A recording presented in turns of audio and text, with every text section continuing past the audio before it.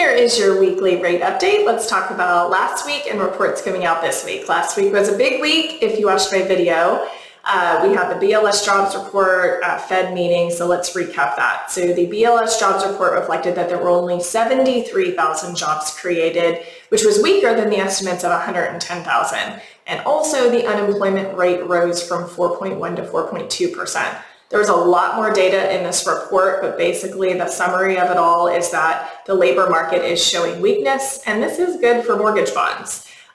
Let's recap the Fed meeting. So two of the Fed governors spoke about their desire for a quarter-point Fed rate cut, and they said the Fed should look past one-time price increases like tariffs, and that the economy is not strong, averaging 1.2% growth over the first 2 quarters, and the labor market is weaker than the BLS states because of their pattern of revisions.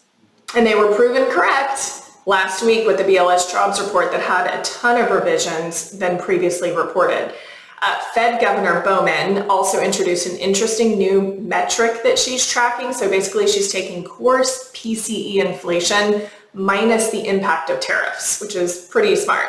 She believes that the figure is 2.5%, which means that tariffs are roughly accounting for 0.2 to 0.3% of inflation thus far, which means that the 2.5% is pretty close to their goal, and another reason why the Fed should have cut rates last week. So if the BLS had reported accurately in May and June, then the Fed would have probably cut rates last week because they wouldn't be able to say that the labor market is solid. Anyway, so that was last week. Reports coming out this week, not a ton that affect bonds very much, but basically tomorrow we have the ISM services coming out, Wednesday mortgage apps and the 10-year auction, Thursday initial jobless claims and the 30-year auction. I will keep you posted and see you next week. I hope you have a really great week.